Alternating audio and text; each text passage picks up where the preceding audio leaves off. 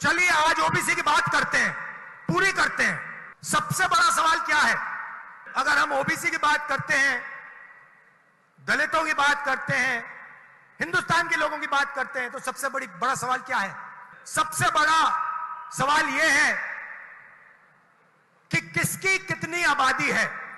हम जानते हैं कि हिंदुस्तान की सरकार में सेक्रेटरीज अगर आप देखें तो दलित, आदिवासी और ओबीसी वर्ग से सिर्फ 7% आते हैं। मतलब हिंदुस्तान की सरकार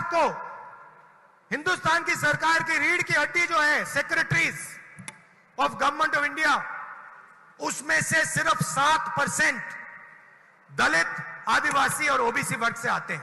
तो सबसे बड़ा सवाल है हिंदुस्तान में ओबीसी कितने हैं, आदिवासी कितने हैं, दलित कितने हैं। तो अगर हम धन बांटने की बात करें, अगर हम सत्ता बांटने की बात करें, तो पहला कदम ये होना चाहिए कि भैया किसकी कितनी आबादी है।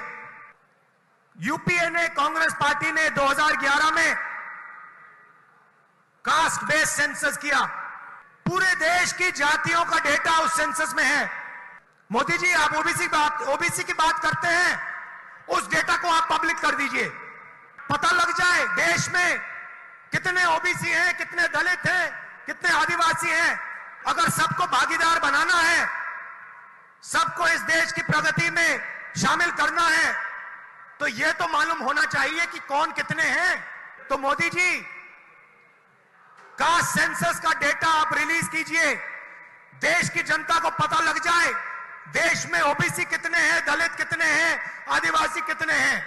और अगर आप ये काम नहीं करेंगे तो ये ओबीसी पर अपमान है। आपने ओबीसी की बात की, देश को दिखा दीजिए देश में कितने ओबीसी हैं, और फिर देश को समझाइए कि आपकी सरकार में सिर्फ 7% सेक्रेटरीज ओबीसी, दलित और आदिवासी में से क्यों आते हैं। दूसरी बात, जो एससी और एसटी का कोटा है उसको उनकी आबादी से प्रोपोर्शन कर दीजिए। और तीसरी बात, जो रिजर्वेशंस पे आपने 50% का कैप लगा रखा है उसको हटा दीजिए। फिर बात करते हैं ओबीसी का अपमान कौन करता है।